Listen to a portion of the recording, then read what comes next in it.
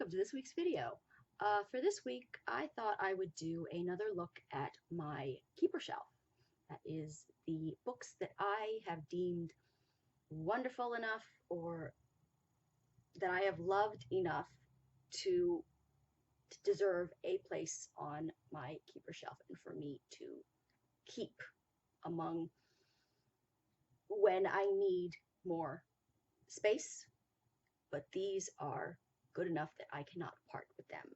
So um, this segment will be, I think this is part 11. So just a few books that I have deemed worthy enough for a spot on my keeper shelf, which is, I always screw this part up, that middle shelf, top to bottom to the floor. That's my keeper shelf, is the middle one. So let's get started. We're starting with Sarah's Key by Tatiana de Rosnay. And this story, like, I'm going to read the back blurbs and then some I may not remember a lot about because I'm not a big rereader, because that shelf over there, perspective. I can't do that with this finger. Okay. No, I'm doing this so bad. That shelf over there at the very end there is my to be read shelf. The very last shelf there, from the top to the bottom, is my to be read. So I can't reread as much as I would like to, but so some of the stuff I will remember and some I won't. But this one, oh, Sarah's Key.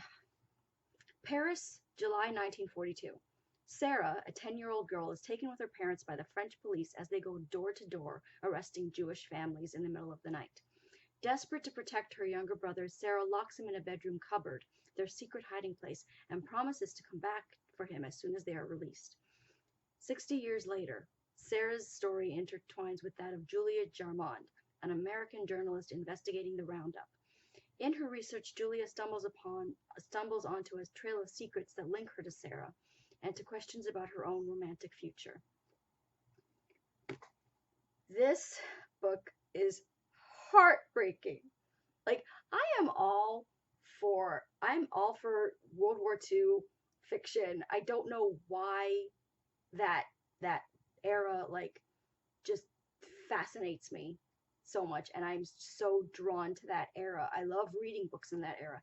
I love writing books in that era. I mean, I think my Resistance trilogy that I've written is set during World War II. My An Honorable Passion is set during World War II. My Capture the Sky is set like right after World War II. I mean, I have contemporary romances as well, but there's something about that time period that just grabs me and just is so compelling to me. About, like, you read about these people who overcame these insurmountable just events, and just what history tells us was happening during those times, and how people fought against the injustice of those times and survived those times. And that's just something about it just grabs me. So I'm definitely all into, like, World War II fiction.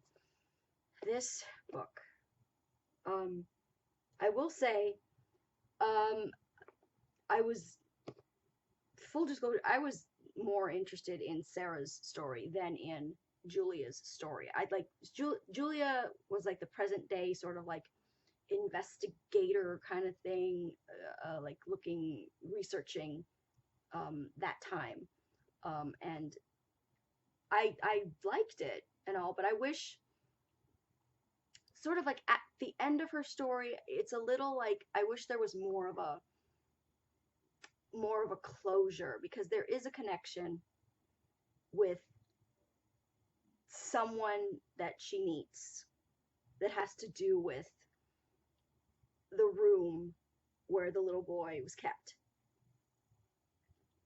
and sort of like what happened. And I just wish that there was more of a closure, more of a, you get the sense that these two are going to, like, more of a sense of a future for these two, for the last um for the character that she meets. um yes, Sarah's story is the one that just ripped me to pieces. And because again, she's trying to save her little brother, but she's 10 years old. And so when the police come, the French police, working like as like in collaboration with the Nazis, are rounding everybody up, she doesn't fully understand what exactly is happening. So she hides her brother in this little cupboard, locks him in there, and she has the key, Sarah's key, and she doesn't understand that she's not coming back. She's too little to understand that she's not going to come back. So he's going to have to stay in that little cupboard and either find a way to get out himself or get rescued. And the whole, like, I don't remember like when eventually she finds out like what happened with him. And it's just her whole life becomes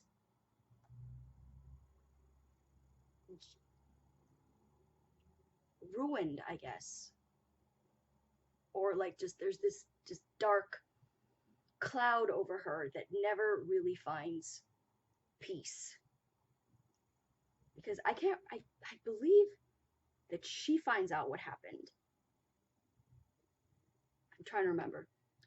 And or is it that she never finds out what happens, and it's Julia that finds out what happened?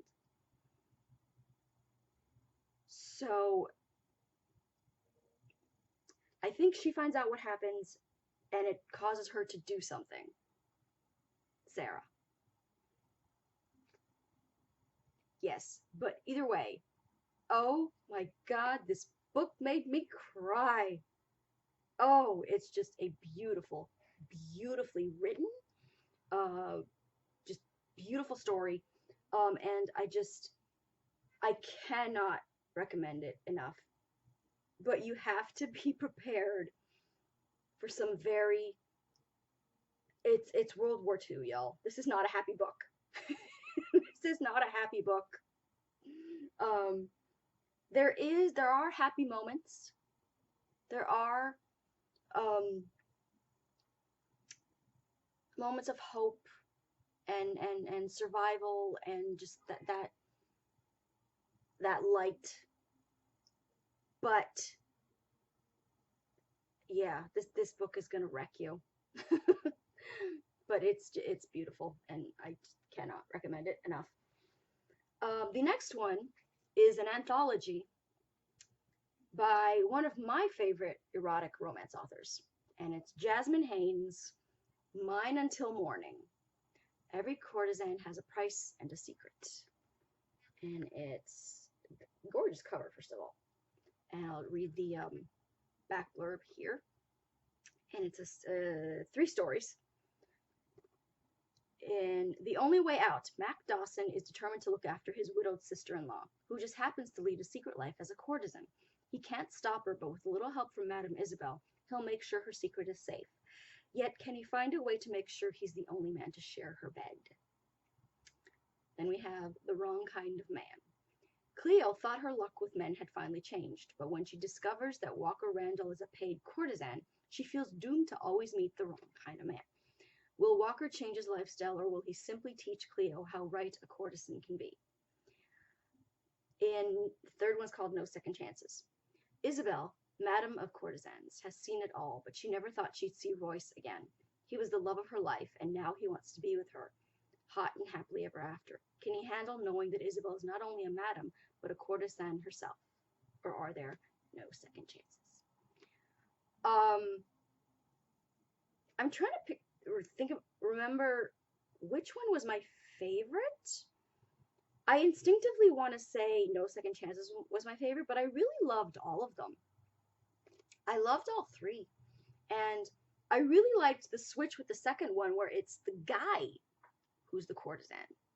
He's the one who's the escort. So that was really, really interesting. And it's sexy, it's romantic, it's emotional. Just Jasmine Haynes, and I haven't read her in a while. Just I haven't read anything new from her in a while, just because I've been so trying to get through that dang TBR pile. But yeah, I loved this. I think I might have like one or two others of hers in there in my keeper shelf, but definitely this is one of my favorite anthologies, and that's Mine Until Morning by Jasmine Haynes. Let's see. This one is Dawn Grace LaRosa in Simon Says. Now, full disclosure, I know Grace personally. So when I found out that she was writing a book, I was, very, that's great. Like, I love, like, when, like, my writer friends, I love, like, supporting my writer friends, and just, this book was just so heartbreaking and just beautiful, and let me just read the back blurb. This is Simon Says. Simon, a deaf boy, is adopted and brought to Canada by two loving and culturally diverse parents, with a little sister who has Down syndrome. The family learns to communicate.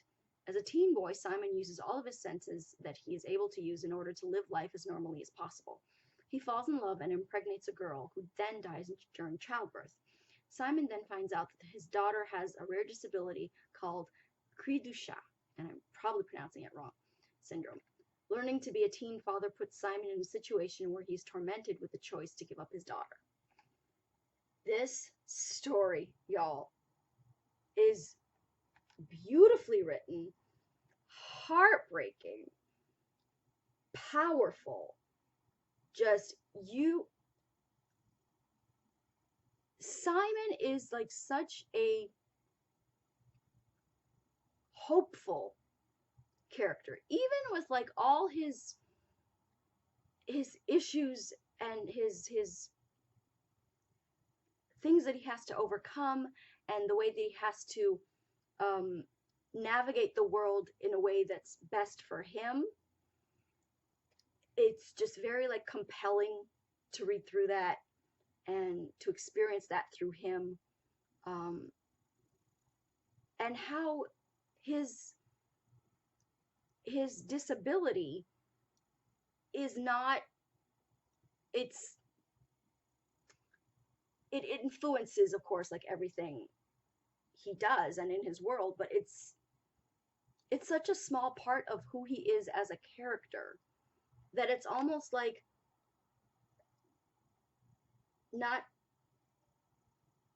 it's almost like incidental. It's not who he is.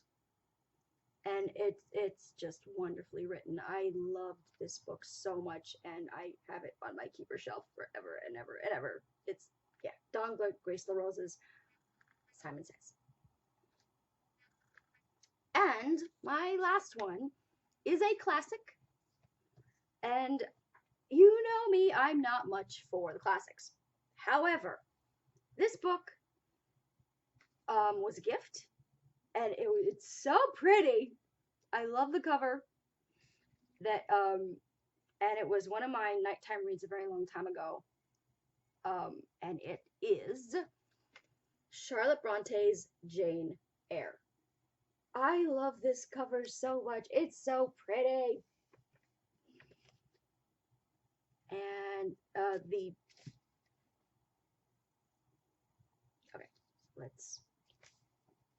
if you don't know what Jane Eyre is about, Jane, oh, where should I start? Okay.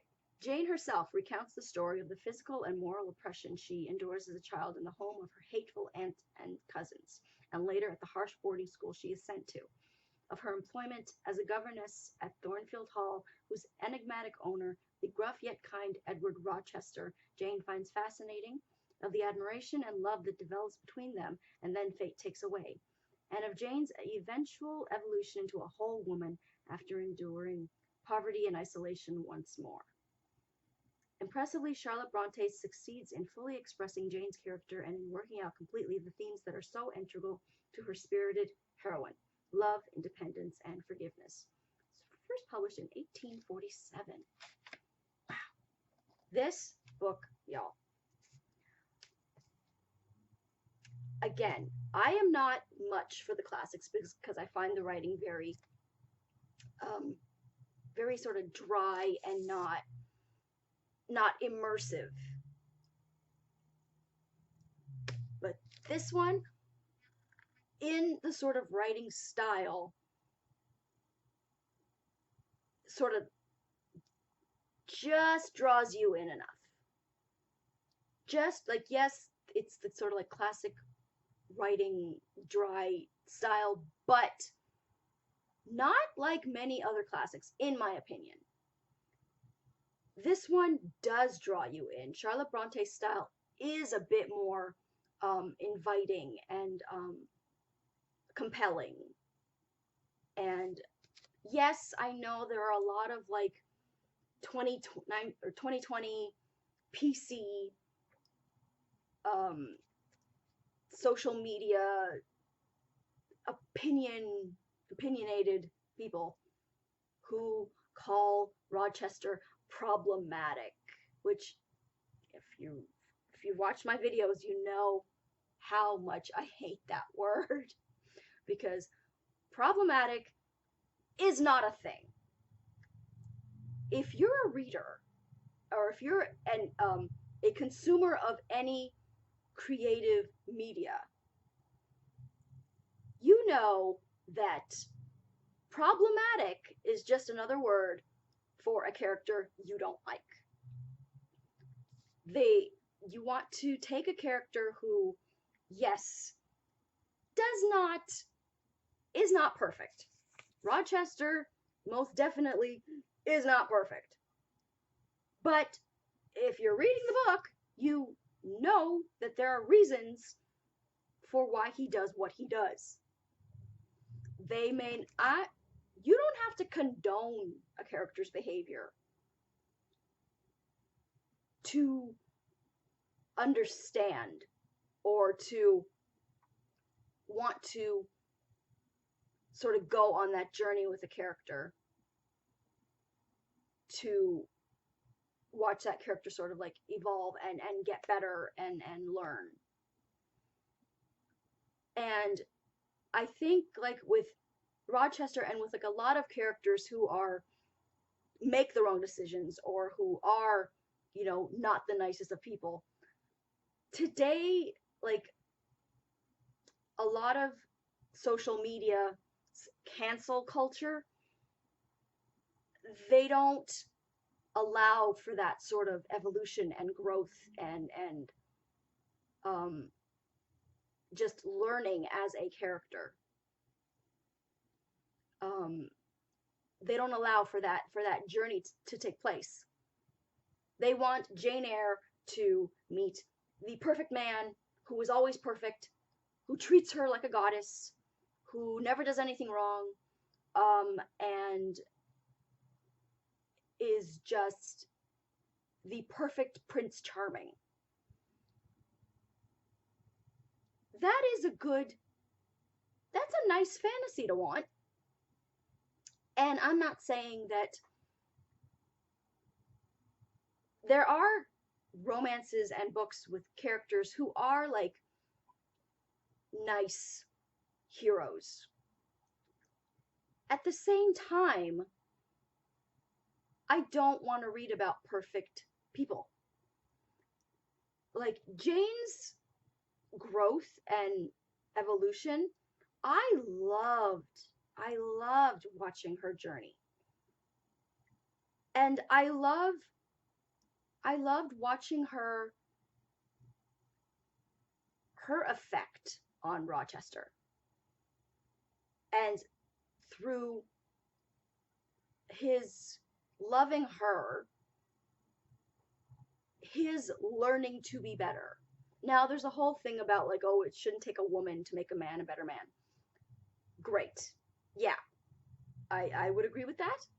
However, I do like reading about it. I do like reading about somebody knowing they were wrong and were making the wrong decisions and behaving badly. I do like reading about their journey to learning not to be an asshat. So I think that's why I hate things like words like problematic or cancel culture, because that's like saying there's no room for a person to grow and change and be better. Like, who you are is who you are. And that's not necessarily true. I like reading about characters who evolve and change and get better. After everything she had been through, if she had just ended up with this nice boy who sort of like worshipped her and never, there was never any like problems between them, or there was never he was just perfect and worshipped her all the time. With all due respect, Jane would have gotten bored with that guy in like a second. No. No, no, no. Jane Eyre, the way that I read her and the way that I read her evolution and her strength, she wanted a man who loved her. She needed a man who challenged her, who inspired passion in her, who could meet her passion with his own, and who they could grow together. And I think that's what she found with him, because she was strong enough to say, after what she found out what he did, that no, I can't be with you. I can't be with you the way you are. So eventually, yes, they did get together. But it took some doing. So some people think that, oh, like she forgave him too easily, or I'm not one of those people. So yeah, that's Jane Eyre, Charlotte Bronte. Loved it, loved it, loved it. And yeah. So that's going to be it for this week's video. I hope you enjoyed this peek at my keeper shelf. This was part 11. And hopefully I will be back with part 12 soon. So follow me on Twitter at twitter.com/authorejamie. Like my Facebook page at facebook.com/authorejamie. And I will talk to you guys next time. Bye!